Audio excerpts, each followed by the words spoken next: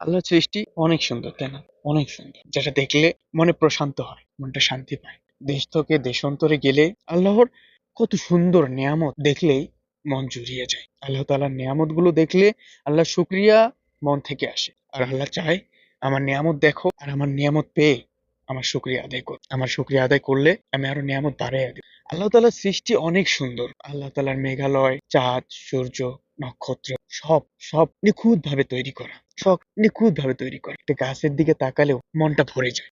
এত সুন্দর লতা পাতা দিয়ে গাছটাকে পরিপূর্ণ করে রেখেছে। আবার সেই গাছটি সমস্ত রোদ বৃষ্টি সহ্য করেও দিন শেষে আমাদের জন্য খাদ্য নিয়ে হাজির হয়ে যায়। আল্লাহ তাআলার কি সুন্দর নিপুণ কারুকার্য। এটা দেখলেই তো মন থেকে আল্লাহ তাআলার শুকরিয়া আদায় করতে ইচ্ছা করে। ইচ্ছা করে আল্লাহকে ভালোবাসতে। ইচ্ছা করে আল্লাহর প্রেমে ডুবিয়ে থাকতে। কিন্তু কয়জন পারি? আসুন আল্লাহ তাআলার এই নিয়ামতগুলো দেখে আল্লাহ তাআলার দিন, আল্লাহ তাআলার নামাজ, রোজা, হজ, যাকাত নিষ্ঠার সাথে পালন করি। আল্লাহকে ভালোবাসি। আল্লাহ আমাদেরকে দেওয়ার জন্য বসে আছে। আল্লাহ তাআলার শুকরিয়া আদায় করতে থাকুন। ইনশাআল্লাহ আল্লাহ তাআলা দিন শেষে আমাদেরকে জয় করবে, জয় এনে দিবে এবং আল্লাহ তাআলা আমাদের সবসময় পাশে আছে, পাশে থাকবে ইনশাআল্লাহ। আমরা আল্লাহ তাআলার ইবাদতে সবসময় মগ্ন থাকি।